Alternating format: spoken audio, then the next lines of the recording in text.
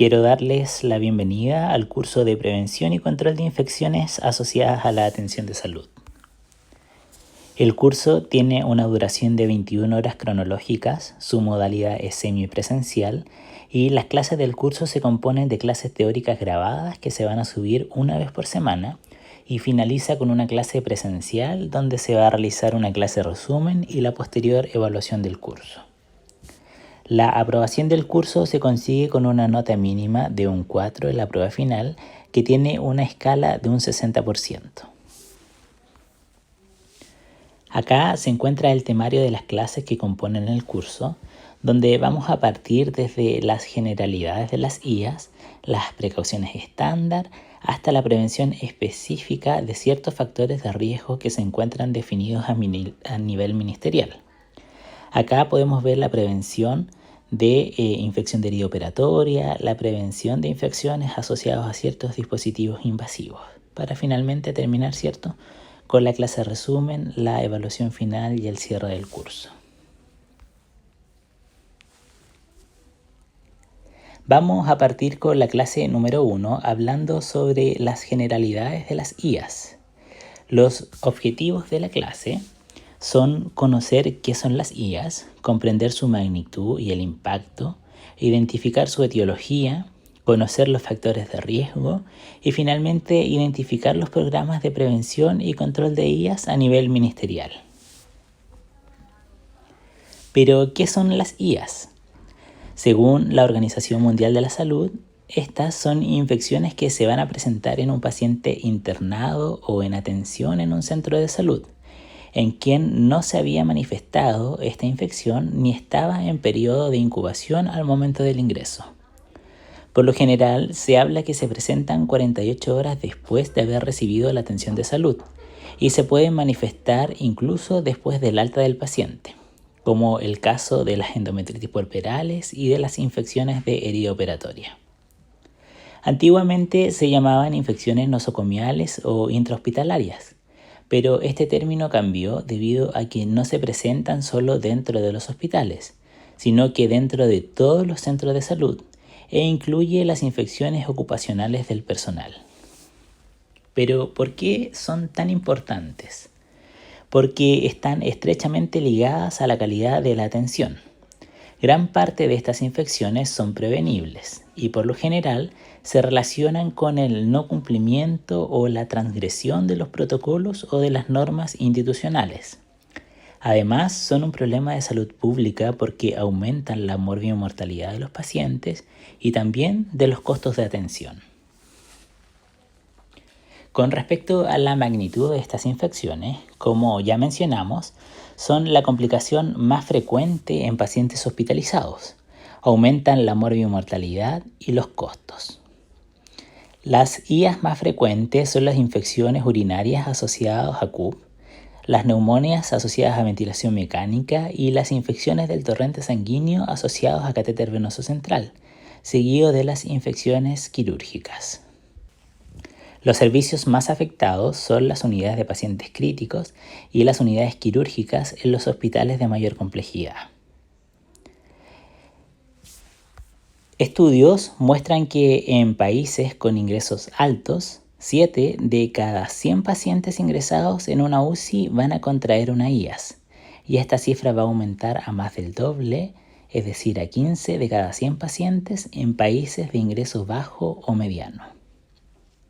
Si vemos la frecuencia, aproximadamente 1 de cada 10 o 20 pacientes afectados va a fallecer por una infección nosocomial. Y con respecto a los costos, se estima que las IAS prolongan la estadía hospitalaria entre 2.8 y 71.1 días según el tipo de infección. Según el informe de vigilancia de IAS del año 2022, a nivel nacional, solo las infecciones vigiladas se notificaron 8.674. Considerando que estas tienen una sensibilidad del 82.2%, se estima que se produjeron alrededor de 10.500 IAS que son vigiladas, o sea que tienen un indicador, como la I2CUP o la neumonía asociada a ventilación mecánica. Estas IAS con indicador fueron el 62.5% de todas las infecciones detectadas, por lo que podría estimarse que en total se presentaron casi 17.000 infecciones de cualquier tipo, es decir, con y sin indicador. Esto solo en los hospitales públicos que cargan sus infecciones en la plataforma ministerial, ya que los centros privados no son parte de estas estadísticas. Estas infecciones van a tener un impacto para el paciente y para las organizaciones de salud. Para el paciente tendrán costos emocionales, económicos y aumento de la morbimortalidad. Y para las instituciones habrá un mayor uso de antimicrobianos, enfrentamiento a bacterias multiresistentes, mayor carga laboral para el personal, deterioro de la imagen y además exposición a juicios y a demandas.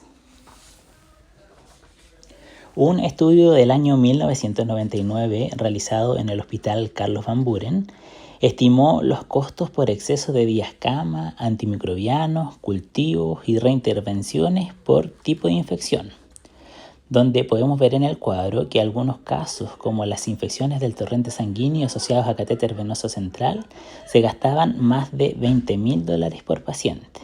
Si lo extrapolamos a costos de la actualidad, podrían ser más de $40.000 por solo un caso de esta infección. Ahora veremos la etiología de las IAS, es decir, cómo se forman. Vamos a ver la cadena de infección. En primer lugar, tendremos un reservorio o una fuente, que son los lugares donde los microorganismos viven y se reproducen. Estos pueden ser animados como los pacientes o el personal, o inanimados, tales como los equipos, las superficies o las soluciones. En estos reservorios viven agentes que van a ser virus, bacterias o hongos, que son patógenos habituales o oportunistas. Además, vamos a tener la resistencia al ambiente y a los antimicrobianos. Este agente va a tener una puerta de salida y de entrada, como la piel, la vía respiratoria, la intestinal o la urinaria, donde se van a movilizar por una vía de transmisión, que nosotros conocemos como aéreo, contacto o gotitas, hasta llegar a la puerta de entrada de este huésped que es susceptible de una infección. Pero nosotros tenemos medidas de prevención de IAS para cortar esta cadena de infección, es decir, para que la infección no llegue a este huésped susceptible. En primer lugar, tenemos en los objetos inanimados el aseo y la desinfección. En los animados tenemos el uso precoz, efectivo y racional de antibióticos para atacar el agente.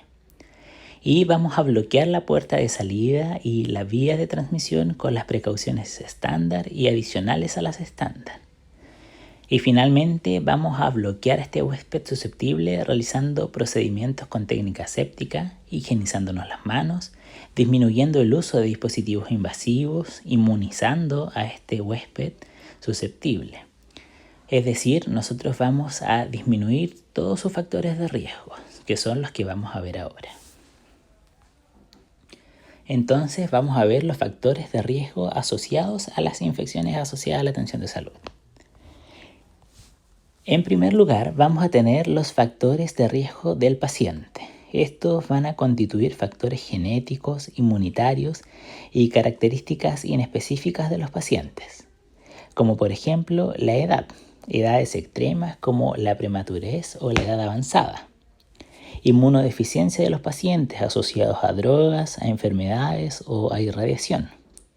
Enfermedades crónicas como la diabetes, pacientes EPOC, pacientes con virus de la inmunodeficiencia humana o pacientes con obesidad. Enfermedades de la piel, quemaduras, heridas abiertas o traumas. Estos factores no son modificables. También tenemos los factores del ambiente, que son los que afectan al agente infeccioso o al riesgo de una persona de verse expuesta a este agente. Y vamos a tener de dos tipos. Tenemos el ambiente animado, que son el personal de salud, los otros pacientes de la misma unidad, las familias y las visitas. Y vamos a tener el ambiente inanimado, que acá tendremos el instrumental y equipos médicos contaminados, una inadecuada limpieza de las superficies ambientales, una falta de manejo del aire ambiental, juguetes contaminados, una infraestructura hospitalaria inadecuada y la falta de lavamanos. Estos factores del ambiente van a influir directamente en el tiempo que tienen los microorganismos de supervivencia en el ambiente. Por ejemplo, como vemos en la tabla, el Clostridioides difficile puede permanecer hasta 5 meses en las superficies. Estos factores son medianamente modificables.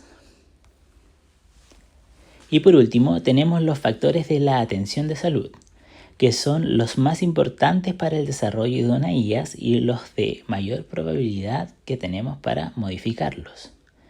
Corresponden a aquellos procedimientos y cuidados que otorga el personal de salud al paciente, como por ejemplo el uso de dispositivos y procedimientos invasivos como cirugías, instalación de catéter o intubación endotraqueal, los procedimientos diagnósticos y terapéuticos, el uso indiscriminado de antimicrobianos, la falta de personal o una baja relación entre números de enfermera por paciente, falta de insumos, de antisépticos o desinfectantes o una inadecuada o falta higienización de manos. Podemos observar una tabla resumen, ¿cierto?, donde tenemos los factores del ambiente que tienen poca asociación con IAS, pero nosotros podemos modificarlos. Tenemos los factores del paciente que tienen mucha asociación con las infecciones, pero nosotros no podemos modificarlos. Y finalmente los de la atención clínica, que son los que más van a influir porque tienen mucha asociación con las infecciones y nosotros podemos modificarlos. Ahora veremos el programa de prevención y control de IAS. Se ha descrito que las instituciones que cuentan con un programa de control de infecciones pueden reducir las tasas de estas IAS en hasta un 70%. Es por esto que en Chile desde 1982 funciona el Programa Nacional de Prevención de Infecciones con la formación de comités de infecciones intrahospitalarias. En 1985 este programa comienza con un sistema de vigilancia activa para pasar en 1990 a acreditar en IAS a los hospitales.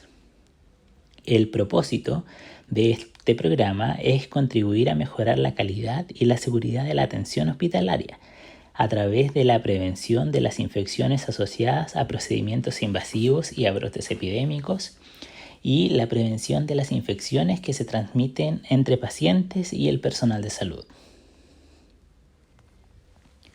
A nivel local, los programas de control de infecciones deben realizar la vigilancia epidemiológica de IAS, elaborar y difundir normas, crear programas de supervisión, ser partícipe de los programas de inmunizaciones y accidentes laborales con fluidos corporales y asesorar y apoyar a los servicios en sus planes de mejora o de intervención. Esto se realiza a través del círculo de la calidad. En primer lugar, vamos a tener el diagnóstico de la situación por medio de la vigilancia epidemiológica. Acá vamos a conocer la morbimortalidad, vamos a conocer brotes epidémicos o las tendencias en el tiempo de los indicadores.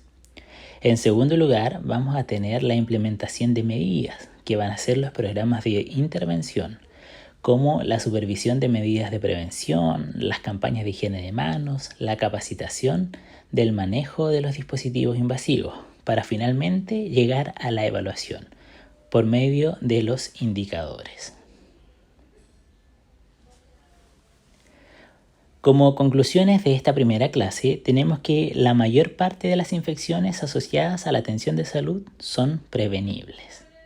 La génesis o el inicio de estas IAS está basado en la cadena de las infecciones. También existen factores de riesgo de IAS que son modificables para disminuir la aparición de estas infecciones. Y, finalmente, para implementar un programa de control de infecciones se requiere de tiempo asignado y de profesionales capacitados, donde un programa efectivo y eficiente de prevención y control de IAS va a ser capaz de disminuir los indicadores de infecciones asociadas a la atención de salud.